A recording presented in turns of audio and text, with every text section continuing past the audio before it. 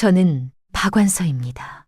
지금 이 메시지를 보고 계신 분들은 다양한 연령대에 계시겠지만 나이가 든다는 것은 참으로 흥미로운 일입니다. 나이를 먹으면 예상치 못한 절대적으로 흥미로운 현상들이 가득합니다.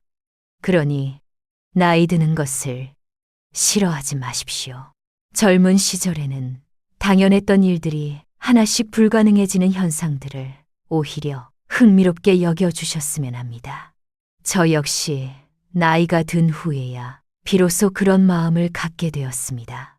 젊은 시절에는 알 수 없었고 나이가 들어서야 비로소 깨닫게 되는 것들이 세상에는 참 많습니다. 제가 40대 중반 가장 큰 상실을 겪은 후에야 비로소 문학이라는 새로운 길을 시작했던 것처럼 삶은 언제나 우리에게 다른 방식으로 깨달음을 줍니다. 오늘 저는 여러분이 60세가 되기 전에 깨달아 미리 안다면 현재와 미래가 모두 행복해질 수 있는 비결에 대해 이야기해 보려고 합니다. 타인과 비교하지 않는 마음의 자유. 나이가 들어서 제가 깨달은 것은 결국 일과 삶을 즐기는 비결은 타인과 비교하지 않는 것이라는 사실입니다. 소위 세상이 말하는 인생의 승자란 무엇입니까?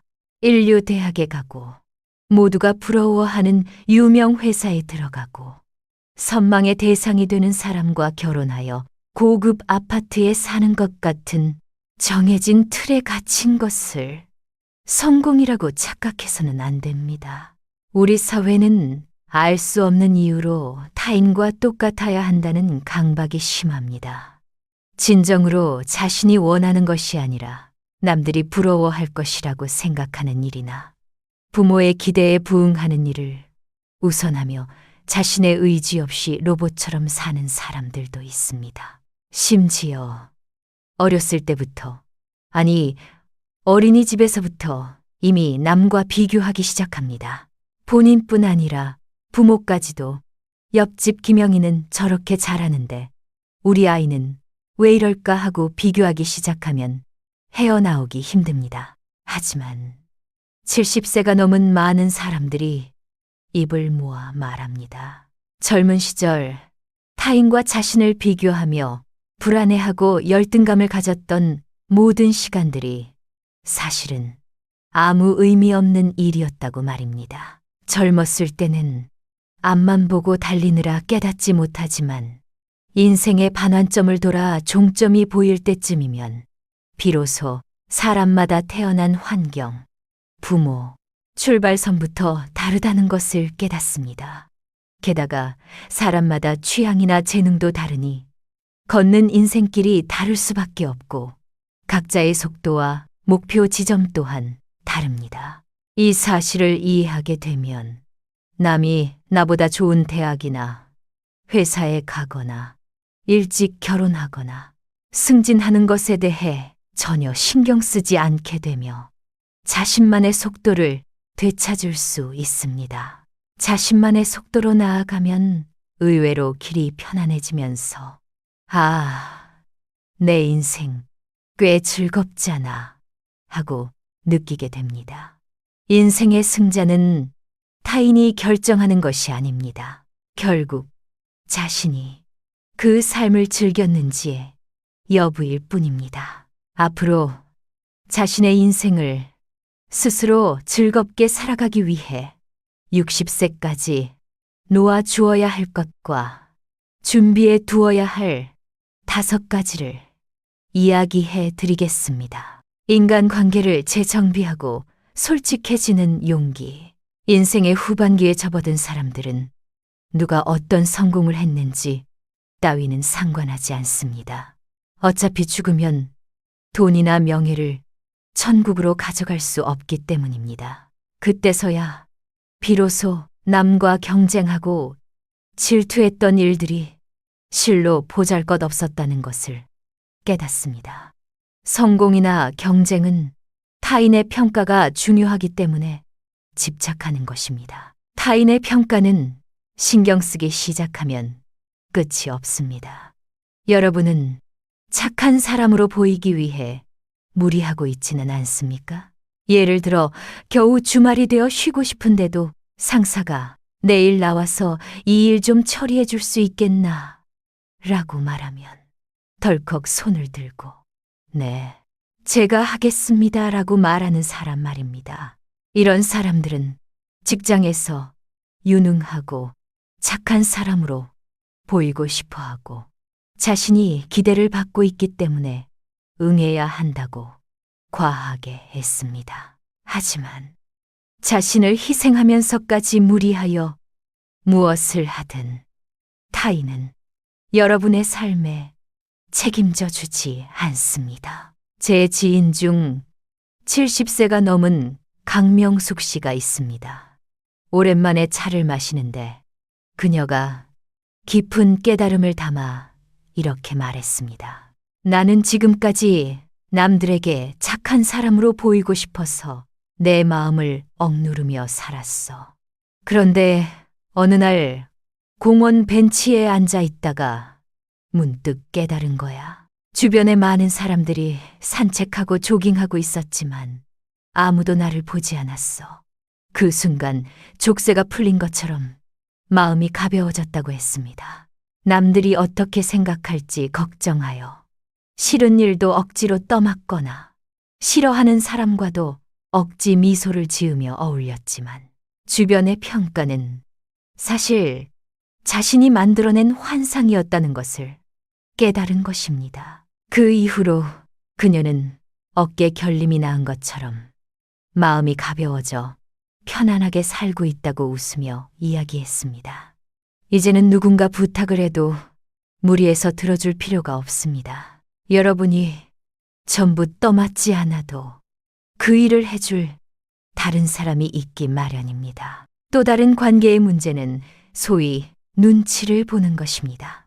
저 역시 분위기를 흐리지 않기 위해 주변을 살피고 어른으로서 올바른 행동을 해야 한다는 생각에 속마음을 감추고 지낼 때가 있었습니다. 하지만 그런 관계는 거칠애에 불과하여 신뢰를 쌓을 수 없고 시간이 지나면 사라집니다. 게다가 속마음을 말하지 않으면 힘만 듭니다. 미움을 받아도 상관없다. 나 자신에게 솔직해지자고 결심하고 용기를 내어 속마음을 털어놓자 상대방은 오히려 마음을 열었다고 생각하며 신뢰 관계가 형성되고 더 깊은 관계로 발전했습니다. 표면적으로만 꾸민 관계는 일견정중하고 품이 있어 보이지만 그것뿐입니다. 신뢰가 없어도 좋습니다. 솔직하게 자신의 속마음을 받아들여주는 관계야말로 진정으로 가치 있는 관계입니다. 적당히 자신을 꾸미지 않고 솔직한 관계가 편안합니다. 거칠애로 맺지 않으면 끊어질 관계는 없어져도 전혀 상관없으니 신경 쓸 필요가 없습니다. 시간과 교제하며 즐거움을 미루지 않기. 나이가 들면 시간이 얼마 남지 않았다는 것을 깨닫습니다. 시간은 우리의 사정은 봐주지 않고 흘러가며 우리를 기다려주지 않습니다. 젊을 때는 시간이 무한하다고 생각하여 다음 기회로 미루기 쉽습니다. 하지만 그 다음 기회가 영원히 오지 않을 수도 있다는 것을 나이가 들면 명확히 알게 됩니다. 제 지인 중 박민우 씨는 자녀들이 성장한 후 아내와 함께 해외여행을 가기로 약속했습니다. 그러나 그는 책임감 있는 일을 우선시하며 약속을 계속 미뤘습니다. 그러는 사이 아내가 병이 들어 여행은커녕 외출조차 할 수 없게 되었습니다. 그때서야 박민우 씨는 일은 누군가 대신 해줄 수 있지만 아내와의 여행 추억은 만들 수 없었다며 후회했습니다. 후회는 아무리 빨라도 늦습니다. 가족과의 여행 약속은 언제든 할 수 있다고 생각하여 쉽게 미루지 마십시오. 이와 마찬가지로 즐거움은 먼 미래를 위해 아껴두는 것이 아닙니다. 은퇴 후에 애들이 다 크면, 나이가 들면 하려고 하고 싶은 일을 미루다 보면 막상 때가 되어 이제 해볼까 했을 때는 이미 체력이나 기력이 따라주지 않는 경우가 많습니다. 제 인생 선배는 취미는 할 수 있을 때 하는 것이 최고다라고 말씀하셨습니다. 이 선배는 젊은 시절 혼자 여행하는 것을 동경했지만 일 때문에 미뤘고 시간이 생겨 떠나려 했을 때는 이미 나이가 들어 체력이 없어졌다고 합니다. 그분은 이후 건강을 위해 근처 산책을 하며 체력을 유지했고 먼 곳은 아니어도 근거리에서 2시간 정도는 즐거움을 찾고 계십니다. 나이가 들수록 건강 상태와 체력이 젊을 때와 같지 않다는 것, 그리고 시간이 한정되어 있다는 것을 명심하고 하고 싶은 일을 미루지 말고 빨리 실행하십시오. 운동 부족, 해소와 배움으로 교양 쌓기, 여행을 하려고 했더니 체력이 없었다는 이야기는 나이든 많은 분들이 공통으로 후회하는 일입니다. 나이가 들면 건강이 최우선이 되지만 당뇨나 고혈압 같은 생활 습관병에 걸리기 쉽습니다. 병원에 가면 의사들은 어김없이 운동 부족이시네요 라고 말합니다. 그때서야 비로소 좀 더 운동할 걸 하고 후회합니다. 하지만 60세까지는 아직 괜찮습니다. 아직 만회할 수 있습니다. 몸이 움직일 수 있을 때 가벼운 운동을 시작하여 근육을 단련하는 것을 권합니다. 가벼운 운동이라도 체력을 유지할 수 있으며 기력이 달라지는 것을 느낄 것입니다. 나이가 들어도 두 발로 서서 걷는 것은 매우 중요한 일입니다. 아까 이야기했던 박민우 씨의 선배도 근처 산책을 꾸준히 한 덕분에 체력과 기력이 되살아나 간단한 여행도 할 수 있게 되었다고 기뻐했습니다. 나이가 들어도 근력을 키울 수 있으니 젊을 때부터 간단한 운동을 하여 나이 들어서도 체력과 건강을 유지하도록 노력하는 것이 중요합니다. 또 하나 후회하는 것은 일만 하며 살아온 사람들이 좀 더 공부할 걸, 교양을 쌓을 걸, 책을 더 읽을 걸 하고 후회하는 것입니다. 저는 어렸을 때 이 시간은 다시 돌아오지 않는다는 부모님의 말씀을 귀담아 듣지 않았습니다. 지금 와서 생각하니 그 말이 사실입니다. 그 시간은 다시 돌아오지 않습니다. 제 지인 중 외국인과 일하는 이영호 씨가 있습니다. 그는 유창하게 영어를 구사하지만 외국인과의 깊이 있는 대화에서는 기독교 성경 구절이나 셰익스피어의 대사, 유명 영화의 명대사 같은 교양이 없으면 이해하기 어렵다는 것을 깨달았습니다. 영어만 유창하다고 다가 아니었던 것입니다. 그는 안 되겠다 싶어 교회에 가서 성경 공부 모임에 참여하기 시작했습니다. 그랬더니 성경 이야기가 실생활에서 의외로 많이 사용된다는 것을 알게 되어 대화가 훨씬 더 풍성해졌다고 합니다. 게다가 영어가 되니 원서 셰익스피어를 읽거나 영화를 보는 등 다양한 것에 흥미를 갖고 감동하는 일이 많아져 인생이 훨씬 넓어졌다고 합니다. 그러니 마음 먹었다면 몇 살이든 늦지 않습니다. 지나온 인생을 돌아보며 좀 더 공부했더라면 더 풍요로운 삶을 살았을 텐데 하고 후회한다면 지금 당장 도서관이나 서점에 가서 흥미있는 책을 읽거나 문화센터에 가서 재밌어 보이는 강좌에 참여해 보십시오.